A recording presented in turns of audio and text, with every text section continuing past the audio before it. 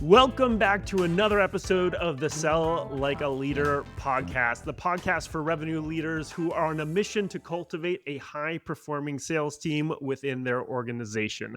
I'm your host, David Kreiger, president of Sales Roads, America's most trusted sales outsourcing and appointment setting company.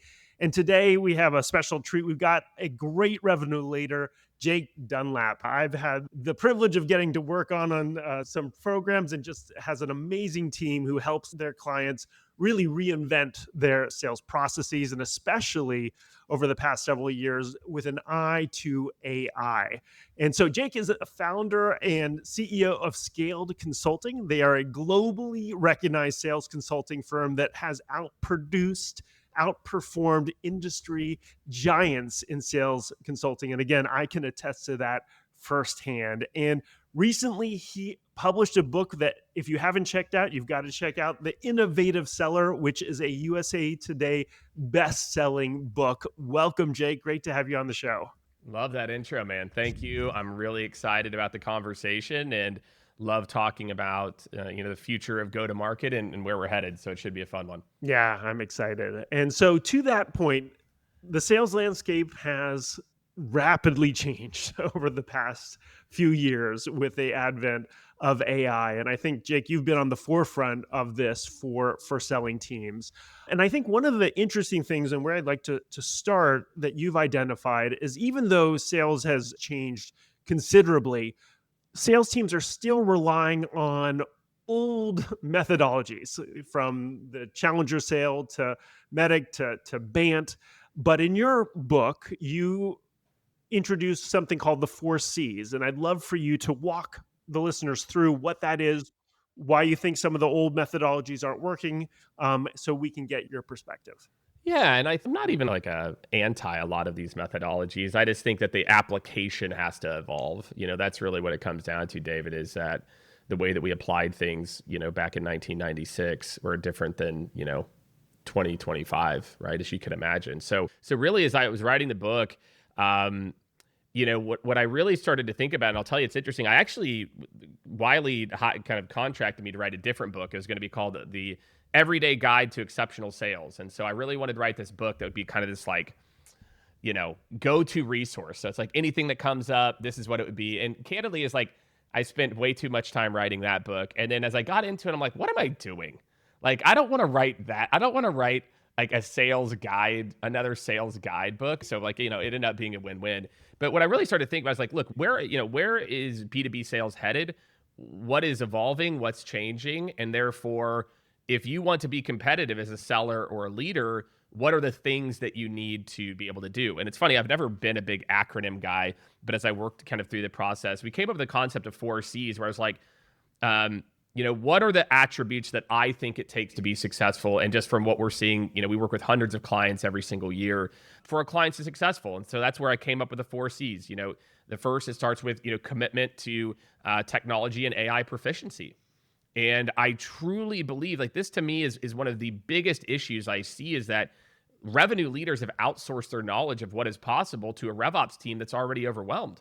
And so these leaders aren't able to even, think about, Outreach, SalesLoft, these types of tools came out in 2015, 10 years old. That's it. So if you were a sales leader before that, you learned a whole new play, et cetera. Now there's 2,000, 3,000 plus sales technologies. One tool that you knew could do this does 75 things.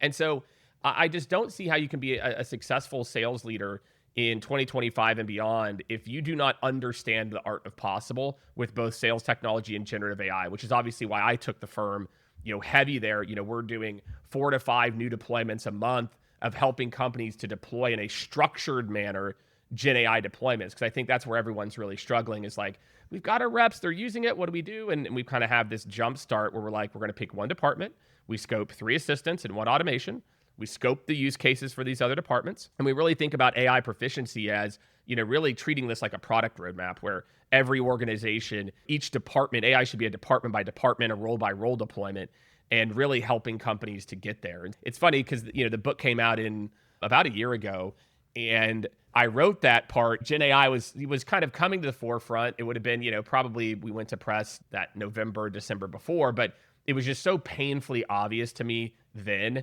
just like how disruptive Gen AI was going to be. And I think most sales and revenue leaders in general are still behind even comprehending, David, the art of possible with these tools. And so they need to start small to go big is kind of the strategy we've been talking about to become committed to proficiency in revenue tech and AI. And so that sales leaders can embody that first C, I mean, are there certain things that you really recommend? I mean, for me at Sales Roads, the thing that I've been trying to preach is, listen, a lot of times we don't even know exactly what the tools are going to do, what's going to work, what's not going to work. So we just need to lean in. We've got to use it. I mean, we've had clients that are basically like, no, we aren't using AI. It's not secure. And I just feel like it's insane. I get like that there's privacy concerns, but if you don't lean in, you don't just start understanding and flexing that muscle to understand how it works, where it doesn't work, you're going to be left behind. And so is there anything in particular that you try to embody or imbue into these sales leaders so that they can embody that first C? Yeah, I talk about another principle, and this is a life principle that I don't think it's a revolutionary concept. I call it 80-15-5. 80% of your time should be spent on things that are going to impact your business in the next, call it 3 months or so if you're a sales leader. Maybe it could be, depending on how big your company is, it could be a little bit more, a little bit less. 15% of your time should be things that are going to impact your business, call it 6-12 months from now. And about 5% of your time should be dedicated to things that are going to have a big impact on, your professional career and your business, maybe 9-12-24 months from now. And so the number one piece of advice that I give is you have to block an hour or two a week. And look, and it's interesting, I know what the job is, everyone. Like I know the demands, I know what that means. But I also can tell you, we are like, as I think about when I first got into this, it's been 2 years now, where I had this kind of conversation with a buddy of mine, Kevin Dorsey, where we're having beers and pizza. And it's like, dude, if it could do that, it could do this, and it could do that. And I was like, oh my God, he's right. And I literally emailed my team and said, guys, I need to like fire myself as CEO for a week, and I need to go just like mess with this. And then I was like, this is it. And I think one of the most important kind of mindset shifts to maybe help you to understand, yes, spending 2 to 3 hours a week is worth it, is this is a foundational shift in how we solve problems as humans. This isn't a new technology. This is the same way. Look, most of the people listening to this were not in the workforce when we went from no internet to internet. I wasn't in the workforce, but somebody had to train John, hey, we're going to send an email. We're going to go online and search for things. We're not going to go to the phone book, or we're not going to go to the library or an encyclopedia. Like, guys, that was a huge, monumental shift in how we solved problems. We stopped going to the library and looking at books, and they were all curated for us in search, etc. And this is that next evolution of how we solve problems. So as a leader, if you've been in the game for 10, 15, 20 plus years, we are rewiring the way that we think to solve problems. So before, it was like my SDRs or my sales reps, they go to Google, they go to LinkedIn, blah, blah, blah, blah, blah, blah. And it's like, oh no, we're not doing any of that. Instead, I've got these assistants, they do that for me. And it's a better quality, and it's deeper, richer insights, and it can identify like where I'm missing in the deal. So it's just getting us to V1 faster, right? I tell everyone, if you're copying and pasting AI, that you are guaranteed to put yourself out of a job. All AI is doing, the same way that Google got us to answers faster, Gen AI is just getting us there even faster. And then the human brain turns on for the last 20%. But now I can get to, if I have 50 minutes to work on something, I get to V1 in 10. And by the time the 50 minutes is up, I get to V3 that I maybe never had bandwidth for. So I think kind of bringing this full circle, that is why leaders have to embrace this. You have to rewire your brain to solve problems foundationally different than what made you successful even 10 years ago. And I think that, David, that's a very tough pill to swallow. Once you get to a certain point of your career, don't think you can unsee that at this point. Yeah, and I think you do have to live it because it is so new, it's so different. For you to create some of these strategies, you have to see how it's working. Again, I agree with you. I think that people can now spend more time on the thinking part of things. However, what I struggle with myself and for the team is making sure that they don't go into monkey mode. And they don't go, because you can do things fast, and copy and paste. And so unless you're living it as a leader, you sometimes don't see some of those temptations and think through, how do I make sure that we aren't just going into monkey mode and we're actually using this to create better work? And I think that kind of transitions us into the second C, which I'd love to get your perspective on, is the current go-to-market strategy and what that means in this context and how you advise your clients around that. Yeah. So the second C is, again, having a current go-to-market strategy. And, I think we as humans, we tend to lock into pattern recognition. If something works, we kind of struggle to then unanchor for things that work. We're like, think about it when you play video games, right? You tend to lock into, if you play 2K or Fortnite, you've got your different plays that you run, and you kind of run, the best of the best players are very agile. But I think that's what you see happening with outbound. Is we're locked into plays that worked, 7 years ago, 6 years ago. And just a little history lesson for everyone. Here's kind of my history lesson. There's a book that everyone follows around go-to-market called Predictable Revenue. Okay? Predictable Revenue. I think this is important. If you all haven't read it, your boss has read it, I promise you. Or your VC or your PE has read it. Predictable Revenue was built around how outbound worked in the early 2000s. Not kidding. And guess what, David? It was pretty simple. The internet was brand new. LinkedIn as a site for networking did not exist. Okay, it did not literally exist. It was a job site until like 2011. And so imagine, what were those guys doing, David? What did they do 24/7? They picked up the phone. And so we built this kind of revenue model that said, activities equals meetings equals pipeline. And that was true when every activity was equal because they were all high quality activities. It was a high quality phone call. I wasn't using some mass email or whatever. I wrote a message to get a meeting with you, David. I made a call to get a meeting. So all activities were homogenous. You fast forward to today, that's not, I'm doing a LinkedIn, a bulk email versus a customized email. Those are not the same data set. And so we're still continuing to run our teams based off of a book that was written about a strategy that we're not actually even running. If every activity was a customized one-to-one activity, well, then activities equal meetings equal, deals, right? Or opportunities. And so I think for a lot of companies, that's why, I talk about this. We have to start to anchor our go-to-market around the first outcome, which we call a meaningful conversation.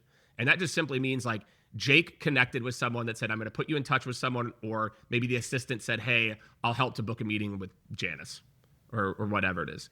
And so we have to realize the goal isn't account coverage. The goal is generate a meeting with that one person. And somehow, and I think the other kind of history lesson part of this is look, even all the way up to 2015, there was really no way for salespeople to do bulk emails. It didn't exist. So again, every email and every call from when that book was written to call it 2015, 2016, every activity was high quality. I had to send a one-to-one to you. And then what happened is there was a run between about 2016 and 2018-ish, 19, where email-only sequences kind of worked. And then what happened is we started to raise a whole group of people who forgot how to call. Then 2020 hit.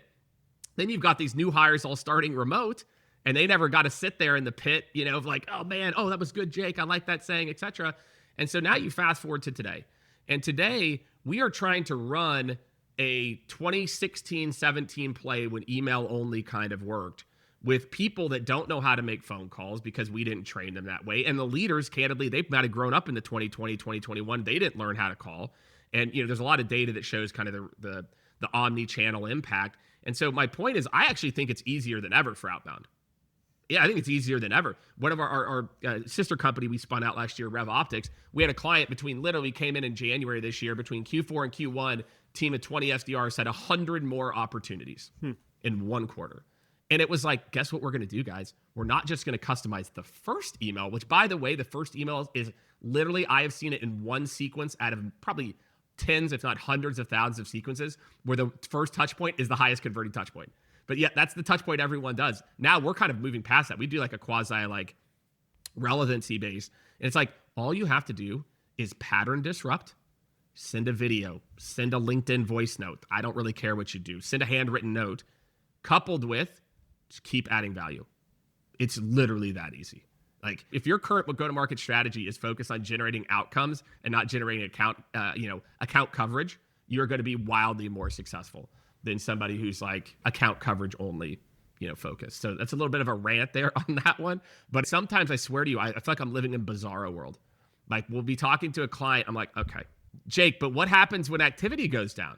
I go, we're talking about outcomes. But I get it. Like, there's pressure from your board, and your board is running the playbook I told you. So I get it. I've been in that seat, and I've worked with, thousands of, CROs over my career now. Like, I get it's easier said than done a little bit. But at the end of the day, if you're driving outcomes, that's what people care about, Yeah, I mean, activity is such a short-term metric, and it's in a virtual world and all those things. It's an easier metric, at least on a day-to-day, to at least see that people are working. But at the end of the day, the thing that is going to keep you in the CRO seat is the outcomes, and so it is, definitely short-sighted. And when you're too short-sighted, then you don't have a long-term future. Well, and this is where leadership comes in, David. Look, people have been making fake dials since forever.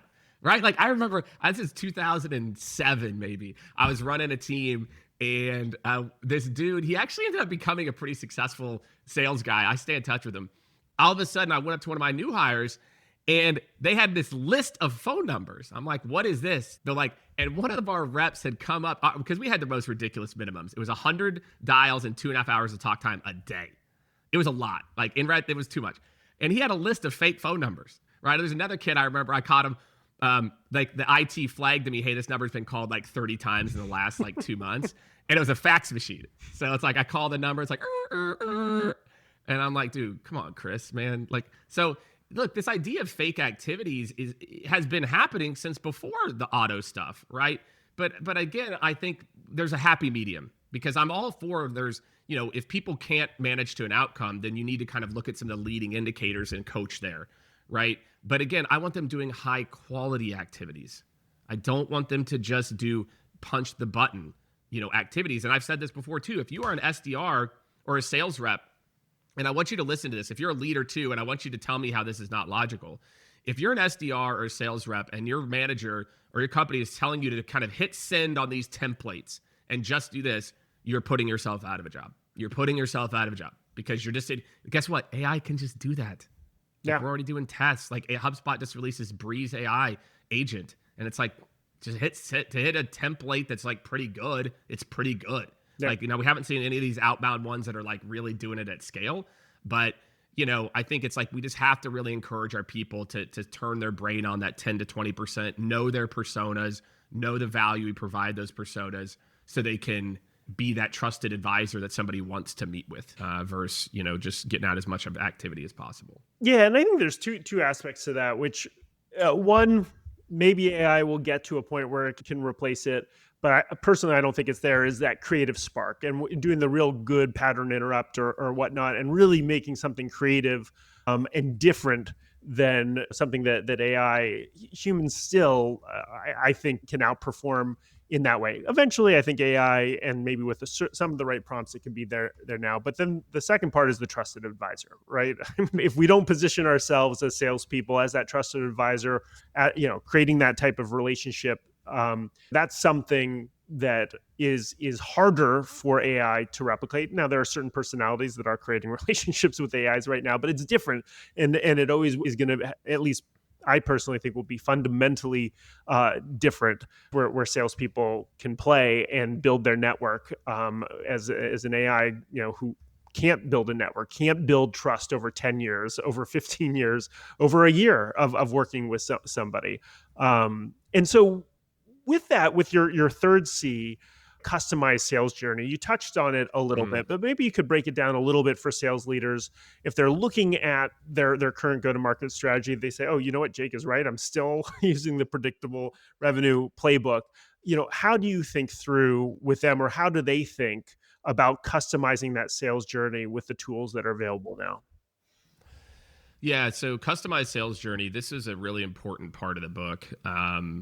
And probably one of the, I think one of the, most important for people to read and really internalize what this actually means for B2B sales in particular.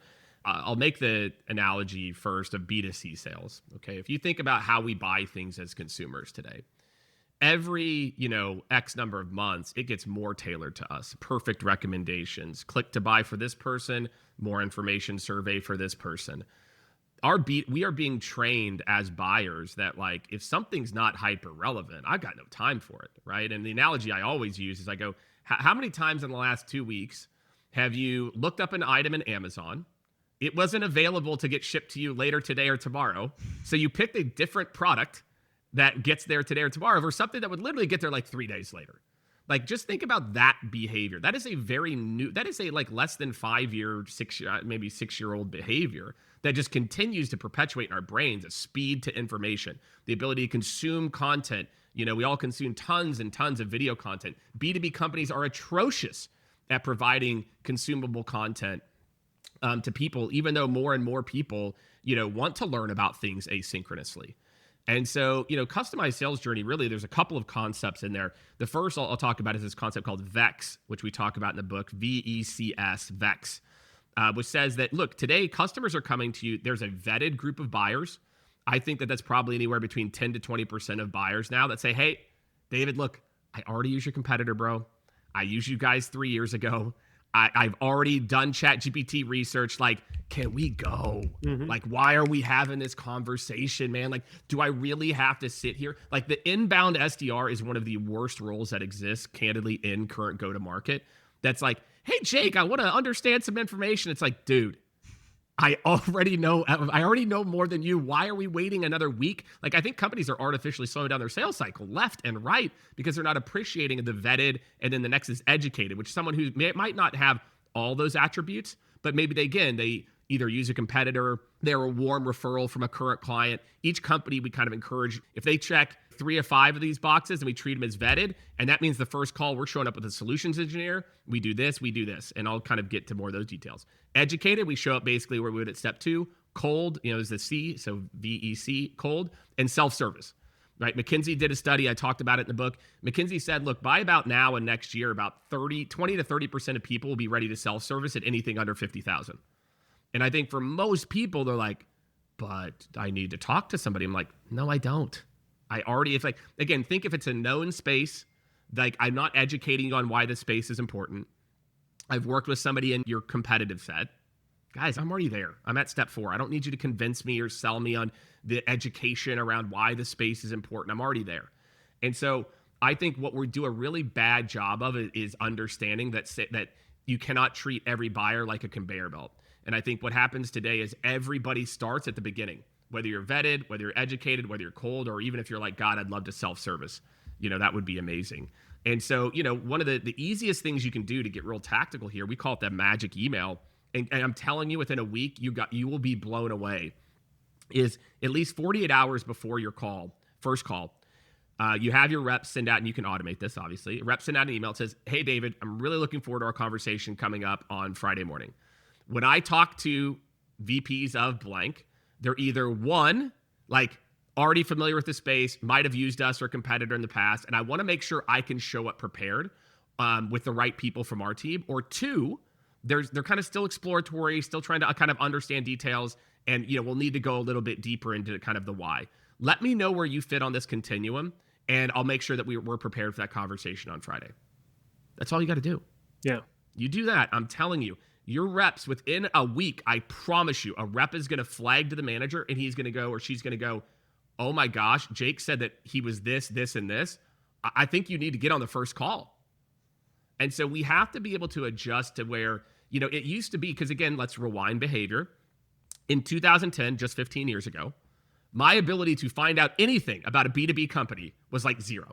It's like, there weren't all these groups. So fast forward, it's like, HubSpot started talking about this in like 2010, 11, 12, that buyers are more educated. It was kind of BS then. But if you kind of continue as we get access to more and more and more, and now we have ChatGPT where I'm telling you what people are doing now is they're saying, hey, I'm looking for somebody in the sales engagement space. I've already used them. I want these 3 options. Give me a wild card option of a company that's raised at least 50 million, and boom, I'm coming in hot. And so we still have not adjusted our journey to appreciate that people are coming in more educated. And that is what I think, David, the scariest part is I think that could end up being like the death knell for B2B sales as a discipline.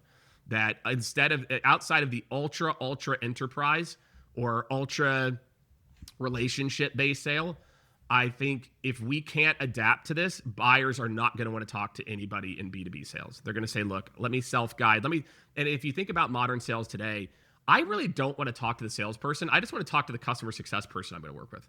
Because at the end of the day, I'm going to get handed off, And all I care about is, am I using the product? And so if, what value is the salesperson going to add if they're spending time trying to qualify me and I already know more than they do? Yeah. And so that is the scariest trend for me over the next 2 to 5 years, that if companies do not adapt to have a more customized journey, more and more buyers are going to go work with your competition and opt out of your sales process. And this is what I learned too. Got to hop on a call. Oh, hey, Jacob. Oh, yeah, great question. Can you hop on a call? I'm like, just send me a video of like the 2-minute demo I can send to my team, for the love of God, right? Like, and to me, it's both. Like, it's not that there isn't the right time to hop on a call. It's like there's friction in the process or something, but very few companies do a very good job of asynchronous education. I think at last stat was 24% of your time is actually spent with the customer. And so this customized journey is, where are they at in their process? And am I giving them asynchronous ways to, absorb content, to learn about us? Do I have a demo that's tailored to a CFO versus a VP of operations versus a VP of marketing that I can send really quickly as a leave behind 3 separate emails? And the answer for about 98% of companies is no. And I think that's what scares me most about the customized journey, is we just refuse to believe that people are educated and that people are actually smart enough to learn asynchronously without your sales rep hopping on a phone. And those, I think, are the biggest trends on why this matters more than ever. Yeah, and I think the idea that you have is a good workaround, because I think a lot of times, especially on the inbound side, it's that they need the discovery because they don't have the information. So either just ask the question like you did, which is a great simple workaround, or even like inbound forms or however you're collecting your leads. Yeah, sure, of course. It's stuck before generative AI. Like, there's no reason why inbound forms can't be generative to some extent. They don't have to be just click a button. Here's my, as part of the form, it can ask a few questions, right? And generate and get some of that information so you can start customizing the journey right out of the gate from an inbound perspective. And I think you're absolutely right. I mean, we've all been on with a salesperson who's wasting our time, and there's no patience for that right now. And that's, the craziest part, David, about that last part. Go ask your average sales leader the last time they bought anything. Go ask them. And I guarantee you, at least 75%, I'll go ahead and say 1 out of 4 is fine, will say, oh my God, it was brutal. And then I go, and I've posted about this on LinkedIn. I'm like, when is the last time you audited your process? It's the same. You're doing the same thing. Like, What do you mean it's brutal? You're literally doing the exact same process. So I just feel like I feel like this, edit anything in the book is probably one of the more easy concepts to grasp, because we know how we like to buy as consumers. And if we can take that mindset of meeting people where they are, letting people learn asynchronously at the right times, and human interventions at the right time as well too, we're going to win. And you're going to build a more future-proof team. And one thing I will say, and then we can move on, is look, and this is where I think MEDDIC and some of these methodologies have an opportunity, but are also dangerous. Because one of the biggest behavior shifts that I see right now is we're starting to treat MEDDIC like a sales methodology versus a deal review framework, right? It was never meant to be, hey, Jake, to run a good discovery call, did you get these 3 data points? Because guess what? A real bad rep can go get those data points, right? And again, a little history lesson, guys. MEDDIC, which was the precursor to MEDDIC, was invented in 1996. Do you know what buying was like, guys, in 1996? Like, there's a guy like in a mahogany office, and he would just like buy stuff. Like, the buying committee was like 2 people, the owner or the CEO, whoever, but they just buy stuff. Like, the buying committees were probably, I don't even know how to guess, 1/5 the size that they are today. The competition and amount of companies doing something similar to you was probably either non-existent or 1/30th of what it is today. We had more free time. There wasn't social media. There was, like, think about that. Like, MEDDIC was developed around a buyer process from 1996. Now, do I think you can adapt it to today? Absolutely. But you can't make it your methodology. And that's with a lot of our clients. I'm like, look, we actually don't have to necessarily get rid of MEDDIC. We have a framework called intent that we think is more accurate, that we call it, the N is for next steps. We found that today, and I put this in the book as like a last minute addition, because I was like, why are deals actually struggling today with all these people involved? And where did I feel like some of them fell down? So next steps, right now, momentum is the killer. If you are not driving next steps, the deals won't get done. This mythical champion's not going to do it. They got too many things. The T is for teams. This concept of one decision maker or one economic buyer is insane, right? And the decision maker today could be somebody 2 levels below the SVP who's a squeaky wheel in the room. So you got to understand the teams. Education level, I talked about education as a part of it. Numerical priority over pains. If you are not a top 3 numerical priority for that department over the next 2 quarters, your deal's not getting done. So moving away from this concept of pain, I can tell you, I get 8 leaders together. They all listen to the call. 4 say, yep, there's a pain. 2 say, and 2 are like, nah. Numerical priority is non-refutable. Is this a top 3 numerical priority for your department as a part of it? And then the last T is time to impact.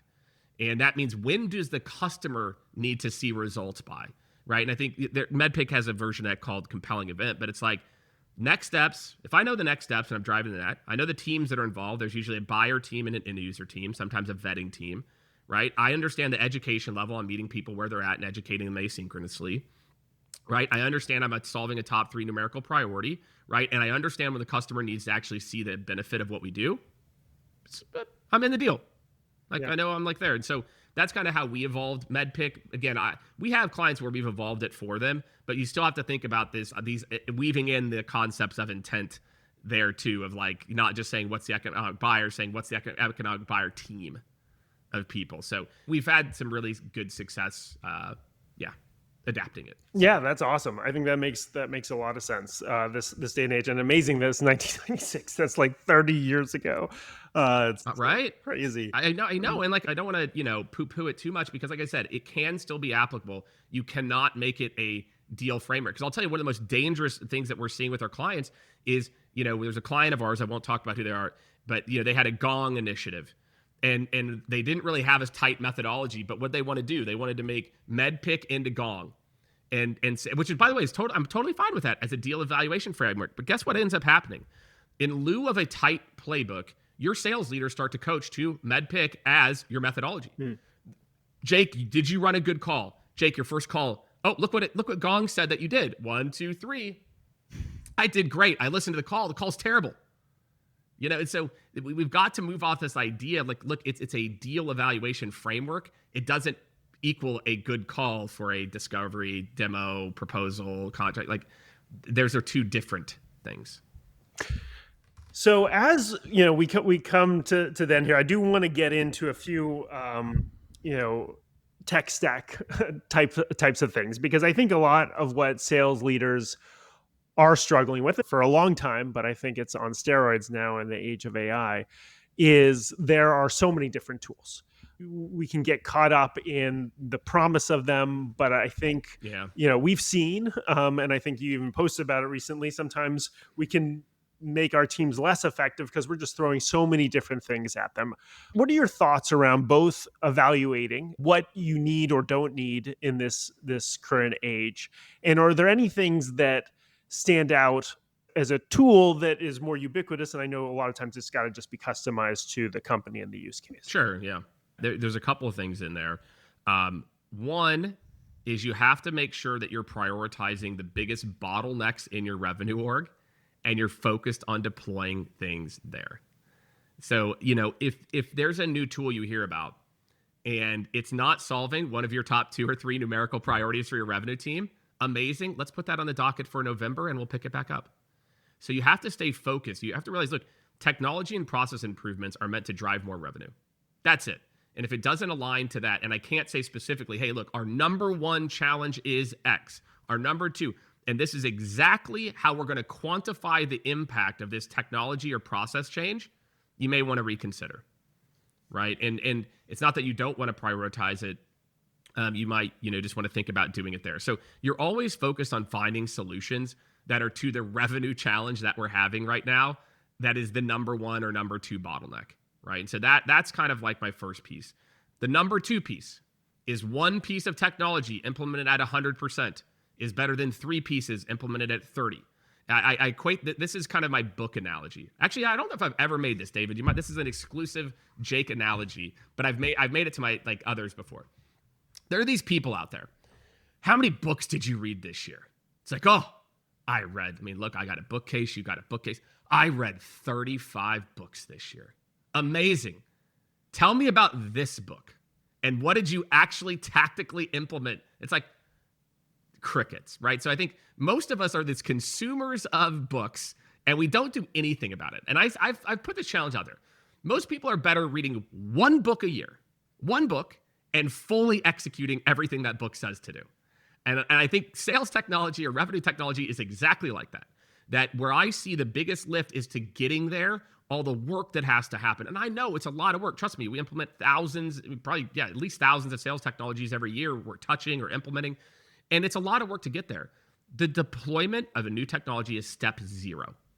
And when you start to have a step zero mindset, that deployment and initial training is step zero, and you realize the only goal of deploying a technology is to create power users within my organization, it foundationally shifts how you think about deploying software. So I don't care what software you pick. You're probably better off picking less and deploying fully, which means it's baked into the company, it's baked into what they're doing, and it's solving the number one bottleneck for your company over the next, 2 to 4 quarters. If you pick that way, I think you're going to be good. You'll be better than like most people.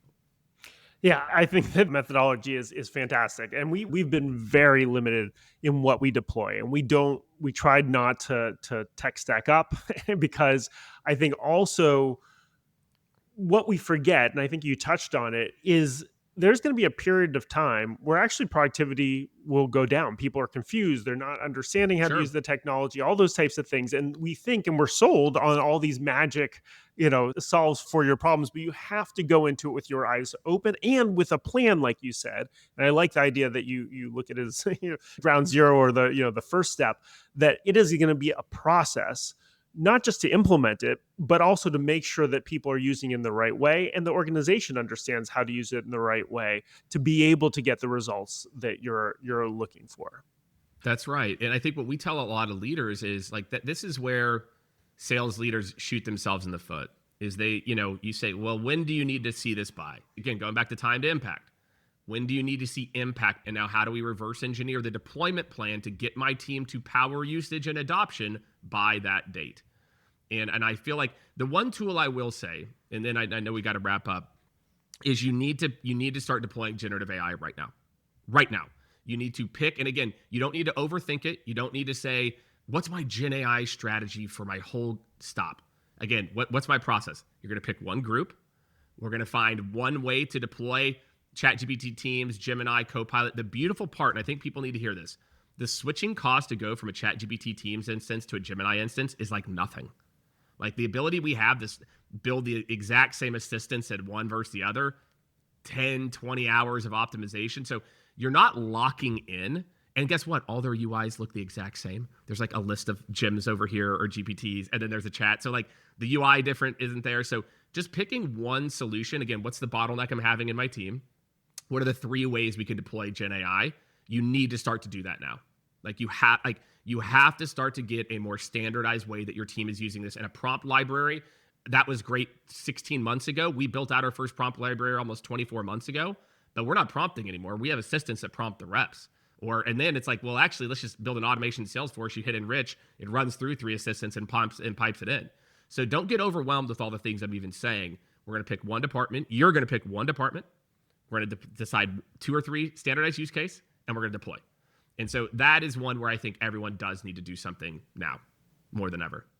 Oh, that is awesome. Well, we are going to wrap on that. The one thing I'd like to do, Jake, that we do with all of our guests is do a few rapid fire questions. If you're up for it, run through them with the first thing that pops in your head. What is one thing that people don't give enough value or attention to in leadership?